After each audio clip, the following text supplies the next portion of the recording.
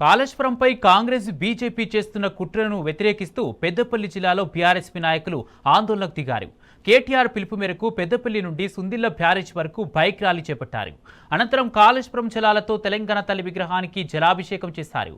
గోదావరి నీళ్లను పక్క రాష్ట్రాలకు తరలించే కుట్రను అడ్డుకుంటామని, అవసరమైతే మరో నీళ్ల ఉద్యమం చేస్తామంటూ బీఆర్ఎస్ నాయకులు హెచ్చరించారు. ఇదే అంశంపై మరింత సమాచారాన్ని సుందిళ్ల బ్యారేజ్ నుండి మా ప్రతినిధి రమేష్ అందిస్తారు.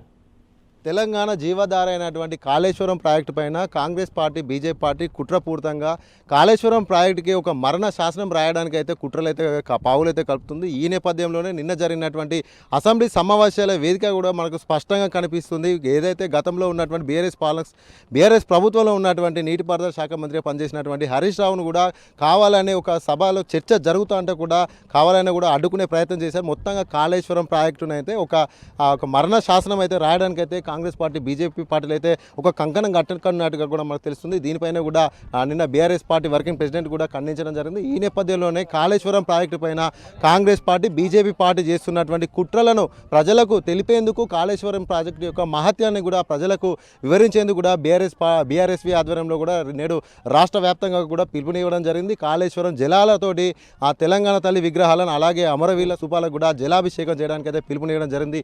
ఈ నేపథ్యంలోనే ఈరోజు కూడా పెద్దపల్లి జిల్లాలో కూడా బీఆర్ఎస్వి ఆధ్వర్యంలో కూడా ప్రస్తుతం అయితే మనం పెద్దపల్లి జిల్లా సుందిల బ్యారేజ్ వద్ద ఉన్నాం. కాళేశ్వరం ప్రాజెక్టులో భాగమైనటువంటి సుందిల బ్యారేజ్ వద్ద ఉన్న ఇక్కడ ఉన్నటువంటి బ్యారేజ్ వద్ద కూడా బీఆర్ఎస్వి పెద్దపల్లి బీఆర్ఎస్వి ఆధ్వర్యంలో కూడా ఇక్కడికి బైక్ ర్యాలీ ద్వారా పెద్దపల్లి నుండి కూడా సుందిల బ్యారేజ్ చేరుకోవడం జరిగింది. ఇక్కడ నుండి కాళేశ్వరం జలాలను కూడా బిందెల్లో కూడా నీటిని అంతా కూడా ఇక్కడ నుండి పెద్దపల్లి జిల్లా కేంద్రానికి తీసుకెళ్తారు. అక్కడ ఉన్నటువంటి అయ్యప్ప టెంపుల్ వద్ద ఉన్నటువంటి తెలంగాణ తల్లి విగ్రహానికి అలాగే బస్టాండ్ వద్ద ఉన్నటువంటి అమరవీరుల స్థూపానికి కూడా ఈ యొక్క కాళేశ్వరం జలాలతోటి అభిషేకం చేయడానికి వీళ్ళైతే కార్యాచరణ సిద్ధం చేసుకోవడం జరిగింది. ఇందుకు కూడా నడుస్తున్నటువంటి పరిస్థితి. ఈ నేపథ్యంలో ప్రస్తుతం మనతో పాటు మాట్లాడడానికి వీరంతా కూడా ఉన్నారు. మనం మాట్లాడే ప్రయత్నం చేద్దాం. చెప్పండి అన్న, ఎట్లా ఉంది అసలు పరిస్థితి ఏంది?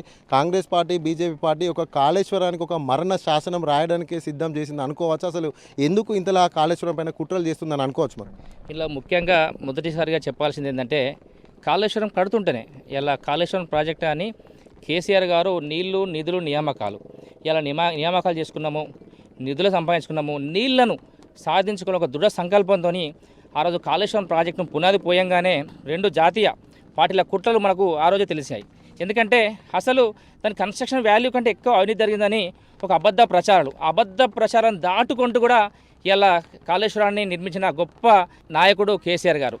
ఈరోజు ఏదైతే కాళేశ్వరం అంటే బరాజులు, అదేవిధంగా రిజర్వాయర్లు, పంపులు, పంప్ హౌజులు, అండర్గ్రౌండ్ టన్నెళ్ళు, కాల్వలు, ఎంతో ఒక అద్భుతమైన ప్రాజెక్టును కేవలము ఒక బారాజులోని ఒక సుమారు 70-80 పిల్లర్లలో ఒక 2-3 పిల్లర్లు చిన్న క్రాక్ వస్తే ఇలా ప్రాజెక్టునే పనికిరాని ప్రాజెక్టు అంటూ ఒక అబద్ధపు గ్లోబల్ ప్రచారాలకు ఇలా తెరదీశారు.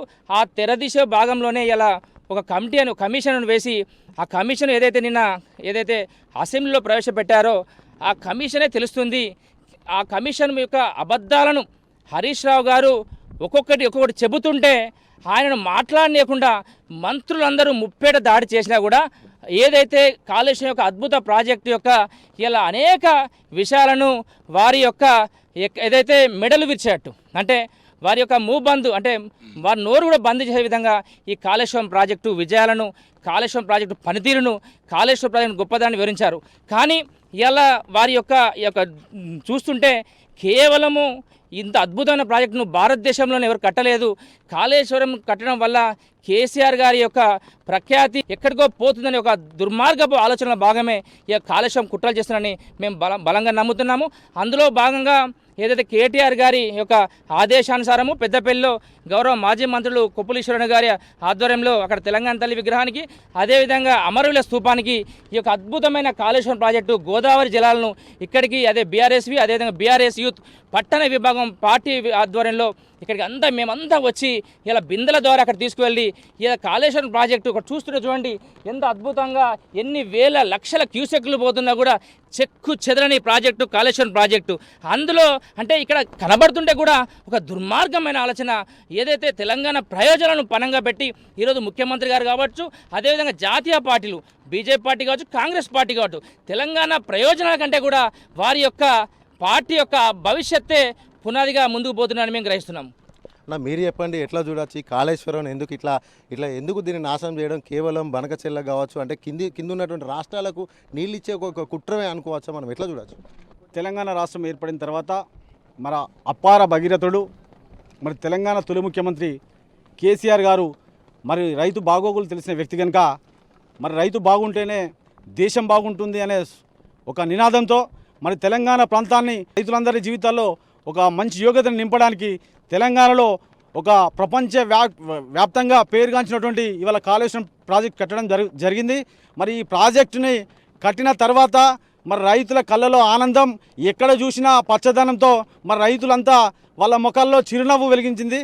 మరి గతంలో 60 సంవత్సరాలు పరిపాలించినటువంటి కాంగ్రెస్ పార్టీకి శాతగాలే తెలంగాణ ప్రాంతాన్ని మరి ఏ ఒక్క ప్రాజెక్టు కూడా ఇంత పెద్ద ఎత్తులో కట్టడం వాళ్ళకి శాతగాలేదు కనుకనే ఇవాళ కేసీఆర్ గారు తెలంగాణ సాధించిన తర్వాత మరి గతంలో కూడా తెలంగాణ సాధించే క్రమంలో మరి ఎంతోమంది విద్యార్థులను బలిదానం చేసుకున్నటువంటి పార్టీ మరి కాంగ్రెస్ పార్టీ కనుక మరి వాళ్ళ బలిదానాలు వృధా కావద్దు. మరి తెలంగాణ వాళ్ళ బలిదానాల మీద ఏర్పడినటువంటి రాష్ట్రం కనుక మరి ఎంతోమంది ఉద్యమకారులు, ఎంతోమంది కవులు, గాయకులు వాళ్ళ అడుగుజాడలో నడిచినటువంటి తెలంగాణ కనుక ఈ తెలంగాణ సస్యసమానంగా ఉండాలని ఇంత మంచి ప్రాజెక్టు కడితే ఇవాళ అభూత కల్పనలతో కాళేశ్వరం ప్రాజెక్టు మీద కుట్రపూరితంగా మరి విషం వెదజల్లుతూ ఉన్నది కాంగ్రెస్ పార్టీ. మరి ముఖ్యమంత్రి అయితే ఇక ముఖ్యమంత్రికి మంచి తెలుసో చెడు తెలుసో ఏం అర్థమైతే లేదు, కానీ తెలంగాణ బాగోగులు మాత్రం తెలియదు.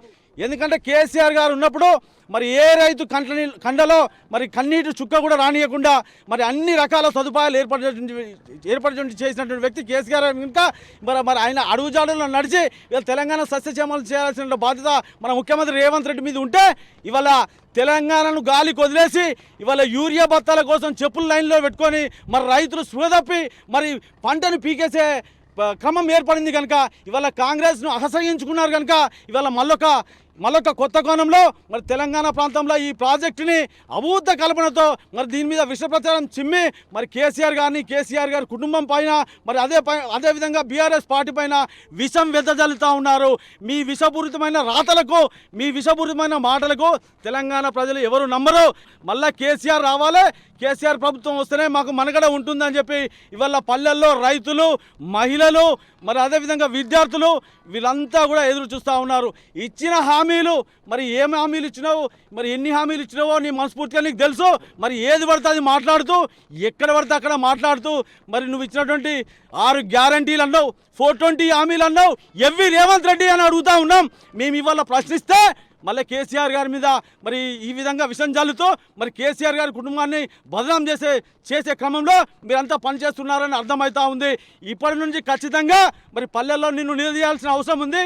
మీ పార్టీ ఎవరైతే ఉన్నారో కాంగ్రెస్ వాళ్ళని ఖచ్చితంగా అడుగుతూ ఉన్నాం. ఇవాళ మీరు ఇచ్చిన హామీలు మహిళలకు ఇస్తానన్నా మరి 2500 రూపాయలు ఎక్కడా అని అడుగుతూ ఉన్నాం.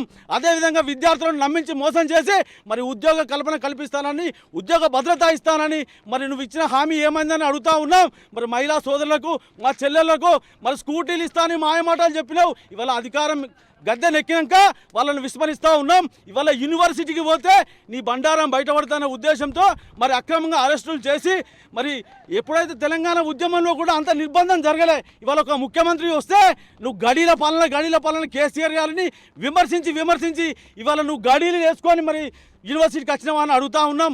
మరి ఇవాళ యూనివర్సిటీ మళ్ళొక్కసారి రణరంగమై సాగే క్రమంలో నీకు ఖచ్చితంగా మేము హెచ్చరిస్తా ఉన్నాం. ఖబర్దార్ రేవంత్ రెడ్డి, ఇకనైనా అసత్య ఆరోపణలు మానే కాళేశ్వరం ప్రాజెక్టుపై కళ్ళు తెరిచి నిజాలు ప్రజలకు ప్రస్తావించాలని చెప్పి మేము తెలియజేస్తా ఉన్నాం. జై తెలంగాణ.